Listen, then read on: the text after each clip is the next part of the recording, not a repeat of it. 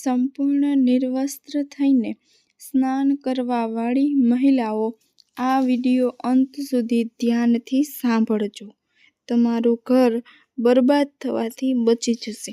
નમસ્કાર, પ્રણામ, સ્વાગત છે તમારું એક નવા વિડીયોમાં. મિત્રો, સ્નાન કરવાના ઘણા બધા નિયમો હોય છે અને આપણે એ નિયમો નથી જાણતા. એના લીધે આપણા ઘરમાંથી હંમેશા ગરીબી, કજિયો, કલેશ મટતા નથી. તો મિત્રો, આજનો વિડીયો ખૂબ જ જ્ઞાનવર્ધક અને ખૂબ જ મહત્વપૂર્ણ જાણકારીવાળો વિડીયો બનવાનો છે. અને આ વિડીયોમાં જે વસ્તુ બતાવવામાં આવે છે એ તમારા જીવનમાં ઉતારશો તો તમારા જીવનમાં ક્યારેય કજિયો કે કલેશ આવશે નહીં. તો ચાલો શરૂ કરીએ આજનો વિડીયો. આપણી વાત શરૂ કરીએ એ પહેલાં કમેન્ટ બોક્સમાં હર હર ભોલે લખવાનું ભૂલતા નહીં. મિત્રો, એક સમયે ભગવાન શિવજી માતા પાર્વતી સાથે હરિદ્વારમાં ભ્રમણ કરી રહ્યા હતા. ત્યારે માતા પાર્વતીજીએ જોયું કે સમસ્ત મનુષ્ય ગંગાજીમાં સ્નાન કરીને હર હર ગંગે, હર હર ગંગે કહેતા હતા, પરંતુ તમામ લોકો દુઃખી અને પરેશાન હતા. ત્યારે માતા પાર્વતીજીએ ખૂબ જ આશ્ચર્યથી મહાદેવને પૂછ્યું કે હે પ્રભુ, આ સમસ્ત મનુષ્ય લોકો ગંગામાં આટલી વખત સ્નાન કરવા છતાં તેમના પાપ કેમ નથી ધોવાતા? શું ગંગાજીમાં સત્યતા નથી રહી? ત્યારે શિવજી કહ્યું કે હે દેવી, ગંગાજીમાં તો એવું જ સામર્થ્ય છે, પરંતુ આ લોકોએ પાપના નાશ માટે ગંગામાં સ્નાન કર્યું જ નથી, એટલે આને લાભ કેવી રીતે મળી શકે? ત્યારે પાર્વતીજી કહેવા લાગ્યા કે સ્નાન કેવી રીતે નથી કર્યું? આ તમામ લોકો તો સ્નાન કરીને જઈ રહ્યા છે, હજુ સુધી આ લોકોના શરીર પણ નથી સુકાયા. ત્યારે મહાદેવ કહેવા લાગ્યા કે હે દેવી, આ લોકો કેવળ જળમાં ડૂબકી લગાવીને આવી રહ્યા છે. હું તમને કાલે આ વાતનું રહસ્ય સમજાવીશ. બીજા દિવસે ખૂબ જોરદાર વરસાદ થવા લાગ્યો. રોડ રસ્તા પાણીથી ભરાઈ ગયા. રસ્તામાં એક મોટો ખાડો હતો. એની ચારે બાજુ કાદવ કીચડ ભરાયેલો હતો. ત્યારે મહાદેવજી એ એક વૃદ્ધ અસહાય મનુષ્યનું સ્વરૂપ ધારણ કર્યું અને આ કાદવ કીચડથી ભરાયેલા ખાડામાં પડી ગયા. જેવી રીતે કોઈ મનુષ્ય ચાલતા ચાલતા ખાડામાં પડી ગયો હોય અને બહાર નીકળવાની કોશિશ કરવા છતાંય બહાર ન નીકળી શકતા હોય, એવી સ્થિતિ બનાવી લીધી.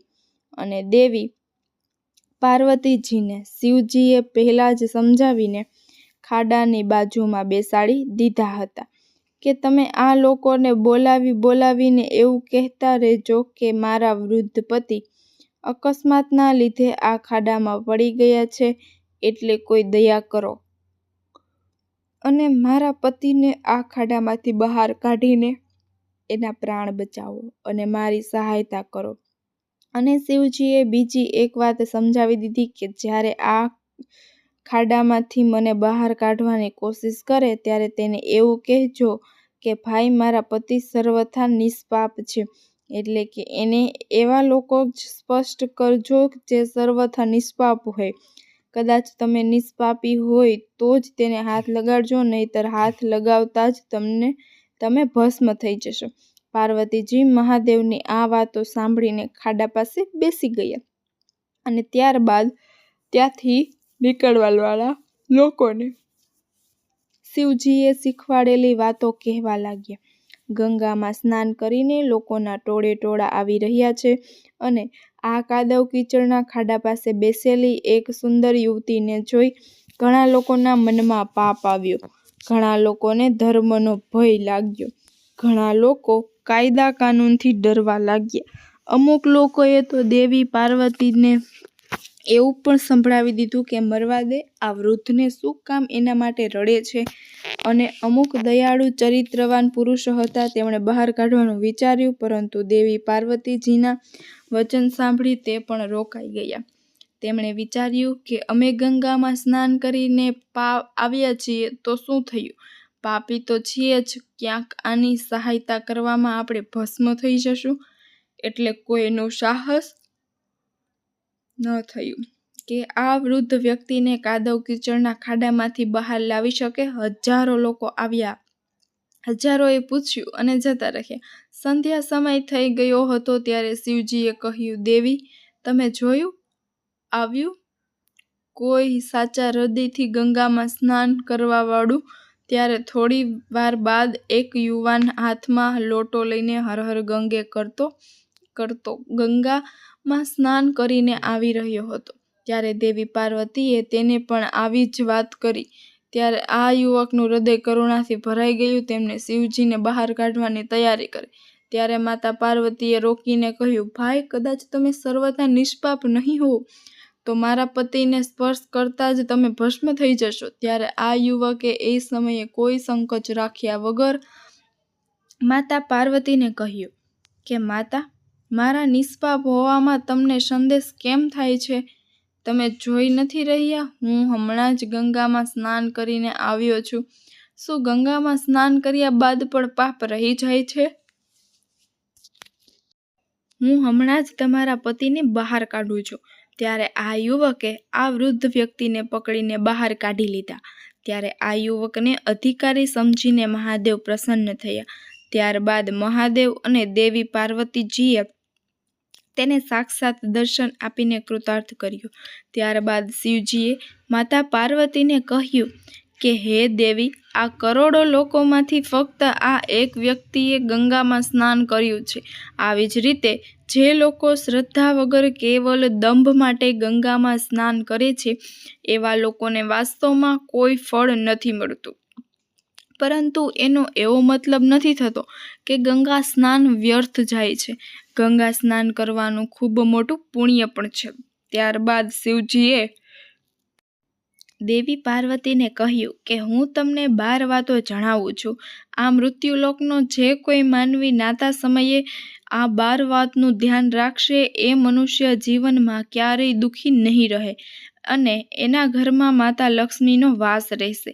એના ઘરમાં અપાર ધન આવશે. ઘરમાં ક્યારેય પણ લડાઈ ઝઘડો નહીં થાય અને તેનો આખો પરિવાર રાજી ખુશીથી જીવન વ્યતીત કરશે.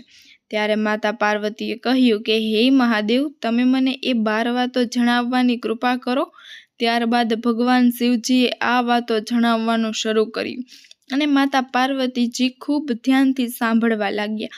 મિત્રો, આ 12 વાતો તમે પણ ખૂબ જ ધ્યાનથી સાંભળજો. ત્યારબાદ ભગવાન શિવજી કહેવા લાગ્યા, કહે દેવી, આ 12 વાતો જણાવ્યા બાદ હું તમને એક બીજી વાત જણાવીશ, જે મહિલાઓ માટે છે. જે મહિલાઓ નિર્વસ્ત્ર થઈને સ્નાન કરે છે, એવી જ મહિલાઓ માટે આ વાત ખૂબ જ મહત્વપૂર્ણ છે. તો હે દેવી, આ વાતને તમે ખૂબ ધ્યાનથી સાંભળજો. ત્યારે શિવજી પોતાની વાણી શરૂ કરીને કહેવા લાગ્યા. દોસ્તો, શિવજી કહે છે કે સ્નાન કરવાથી શરીર નિરોગી રહે છે અને મન પ્રસન્ન રહે છે. સ્નાન કરવાથી ચહેરાની ક્રાંતિ અને શારીરિક આકર્ષણમાં પણ વધારો થાય છે. કદાચ આ નિત્યક્રમ કરતી વખતે અમુક વાતોનું ધ્યાન રાખવામાં આવે તો મનુષ્ય ક્યારેય દુઃખી થતો નથી અને એના જીવનમાં ખૂબ વધારે લાભ પ્રાપ્ત કરે છે. સ્નાન કરવાના ક્રમમાં જે વાતોનું ધ્યાન વધારે રાખવું જોઈએ, હવે હું એ વાતો વિશે જણાવવા જઈ રહ્યો છું. એટલા માટે તમે આ વાતોને બિલકુલ ધ્યાનથી સાંભળજો. નંબર 1, સ્નાન કર્યા બાદ લોકો પૂજાપાઠ વગેરે કામો કરવા માટે યોગ્ય બને છે. એટલા માટે સવારે ઉઠીને તરત જ સ્નાન કરવું જોઈએ. નંબર 2, શાસ્ત્રોમાં કહેવાયું છે કે સ્નાન કરવાથી આ 9 ગુણોની પ્રાપ્તિ થાય છે: રૂપ, તેજ, બલ, બુદ્ધિ, પવિત્રતા, આયુષ્ય, આરોગ્ય, નિર્લોકતા અને સુંદરતા. નંબર 3, લક્ષ્મી, ધન અને આરોગ્ય તેમજ તંદુરસ્ત શરીર રાખવા વાળા એ હર મોસમમાં અને હર દિવસે સ્નાન કરવું જોઈએ. નંબર 4, શાસ્ત્રોમાં કહેવાયું છે કે સવારે સ્નાન કરવાથી પાપનો નાશ થાય છે અને પુણ્યની પ્રાપ્તિ થાય છે. એવું કહેવામાં આવે છે કે સવારે નહાવા વાળાની પાસે નકારાત્મક શક્તિઓ નથી ભટકતી. એટલા માટે સવારે સ્નાન કરવું આવશ્યક છે. નંબર 5, બીમારીની સ્થિતિમાં માથાથી નીચે જ સ્નાન કરવું જોઈએ, તેમજ ભીના કપડાથી શરીરને સાફ કરી લેવું જોઈએ. એને પણ સ્નાન જ કહેવામાં આવે છે. નંબર 6, સૂર્યોદય પહેલા કરેલું સ્નાન શ્રેષ્ઠ માનવામાં આવે છે. નંબર 7, શરીર પર તેલ લગાવીને અથવા તો શરીરને ઘસીને નદીમાં સ્નાન કરવાનું વર્જિત કહેવાય છે. આવી રીતે નદીમાં ક્યારેય સ્નાન ન કરવું જોઈએ. આવું કરતા પહેલા બહાર નીકળીને નદી કિનારે બેસીને પહેલા જ શરીર સાફ કરી લેવું આવશ્યક છે. નંબર 8, જે ઘાટ ઉપર કપડાં ધોવામાં આવતા હોય ત્યાંનું જળ પવિત્ર માનવામાં આવે છે, એટલા માટે ત્યાંથી થોડા દૂર જ નહાવું જોઈએ. નંબર 9, નદીમાં નહાવાવાળાએ 11 અથવા 21 ડૂબકી લગાવવી શુભ માનવામાં આવે છે. નંબર 10, પવિત્ર નદીઓમાં કપડાં નીચોવવાની મનાઈ છે. નદીમાં કોઈ પણ પ્રકારની ગંદકી ન કરવી જોઈએ. નંબર 11, નળની તુલનામાં ઝરણાનું પાણી અને ઝરણાથી વધારે નદીનું પાણી, નદીના પાણી કરતાં કોઈ તીર્થનું જળ ને તીર્થના જળ કરતાં ગંગાજળ વધારે શ્રેષ્ઠ માનવામાં આવે છે. નંબર 12, ગંગા માતાનું કથન છે કે સ્નાન કરતા સમયે કોઈ પણ મનુષ્ય કોઈ પણ જગ્યાએ મારું સ્મરણ કરશે તો હું ત્યાંના જળમાં આવી જઈશ. ત્યારબાદ શિવજીએ કહ્યું કે હવે હું તમને મહિલાઓ વિશે જણાવું છું. જે મહિલાઓ નિર્વસ્ત્ર થઈને સ્નાન કરે છે, શિવજીએ કહ્યું કે હિન્દુ ધર્મ અને શાસ્ત્રોમાં દરેક વસ્તુના નિયમો બનાવવામાં આવ્યા છે. આ નિયમોમાંથી એક છે સ્નાન કરવાનો નિયમ. એવું માનવામાં આવે છે કે દરેક વ્યક્તિએ શાસ્ત્રોના આ નિયમોનું પાલન કરવું જોઈએ, જેનાથી ઘરની સુખ સમૃદ્ધિ બની રહે અને ઘરમાં ખુશાલી આવે છે. સાથે સાથે ઘરમાં અપાર ધનની પ્રાપ્તિ થાય છે. માતા લક્ષ્મી પ્રસન્ન થાય છે. આપણા શાસ્ત્રોમાં એવી ઘણી વાતો લખવામાં આવી છે જેનું આપણે સદીઓથી પાલન કરતા આવ્યા છીએ, પરંતુ એના કારણો વિશે હજુ પણ આપણી પાસે પૂરી જાણકારી નથી હોતી. આવા જ નિયમોમાંથી એક નિયમ છે નિર્વસ્ત્ર સ્નાન ન કરવું. તમે ઘરના વડીલોને ઘણી વખત એવું કહેતા સાંભળ્યા હશે કે ક્યારેય નિર્વસ્ત્ર સ્નાન ન કરવું જોઈએ. કદાચ આપણે પૌરાણિક કથાઓની વાત કરીએ તો નિર્વસ્ત્ર સ્નાનની મનાઈનું એક સૌથી મોટું કારણ ભગવાન શ્રી કૃષ્ણના સમયથી જોડાયેલું છે. પૌરાણિક કથાઓ અનુસાર એકવાર જ્યારે ગોપીઓ સરોવરમાં સ્નાન કરી રહી હતી અને તેઓ નિર્વસ્ત્ર હતી, એ સમયે બાળકૃષ્ણએ ગોપીઓના તમામ વસ્ત્રો છુપાવી દીધા. એ સમયે ભગવાન શ્રી બાલકૃષ્ણએ ગોપીઓના વસ્ત્રો છુપાવ્યા અને ગોપીઓએ જ્યારે બાલકૃષ્ણને વસ્ત્રો આપવા માટે કહ્યું ત્યારે બાલકૃષ્ણએ તેમને સમજાવ્યા હતા કે ક્યારેય પણ નિર્વસ્ત્ર થઈને સ્નાન ન કરવું જોઈએ. આવું કરવાથી જળના દેવતા વરુણનું અપમાન થાય છે. એટલા માટે તમને નિર્વસ્ત્ર સ્નાન ન કરવાની સલાહ આપવામાં આવે છે. કદાચ સ્નાન કરતા સમયે તમે એવું વિચારી રહ્યા છો કે આ બંધ સ્નાનગૃહમાં તમને કોઈ નથી જોઈ રહ્યું, તો એ ખોટું છે, કેમ કે ઈશ્વર તમને દરેક સ્થાન પર જોવે છે. કદાચ તમે નિર્વસ્ત્ર થઈને સ્નાન કરી રહ્યા છો તો એ મુખ્ય રૂપથી જળના દેવતા વરુણનું અપમાન કરવા જેવું માનવામાં આવે છે. નિર્વસ્ત્ર સ્નાનથી ખૂબ મોટું પાપ લાગે છે. આના લીધે આપણા ઘરમાં આર્થિક અને શારીરિક નુકસાન થતા રહે છે. કદાચ તમે નિર્વસ્ત્ર સ્નાન કરો છો તો તમારા આ શરીરમાં નકારાત્મક ઉર્જા પ્રવેશ કરી શકે છે. ત્યારબાદ તમારી માનસિકતા પણ નકારાત્મકતા થઈ શકે છે. એટલા માટે હંમેશા એ વાતનું ધ્યાન રાખવું કે સ્નાન સમયે કોઈ પણ એક કપડું ધારણ કરવું ખૂબ જરૂરી છે.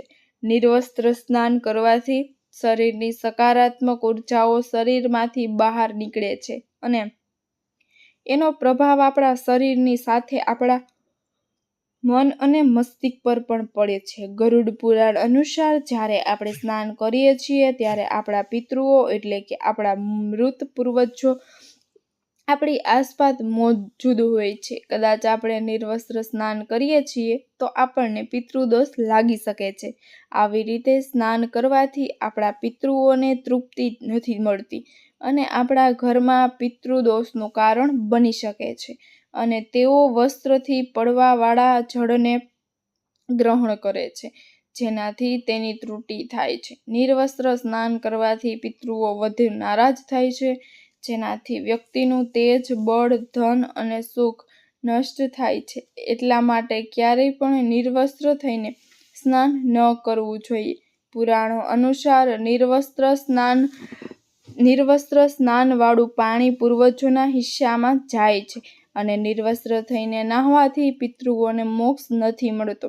શાસ્ત્રોમાં એવી માન્યતા છે કે કદાચ કોઈ નિર્વસ્ત્ર સ્નાન કરે તો માતા લક્ષ્મીજી તેનાથી નારાજ થાય છે અને આવું કરવાથી આપણી કુંડળીમાં ધનહાનિના યોગ બને છે અને આપણી આર્થિક સ્થિતિ ખરાબ થાય છે.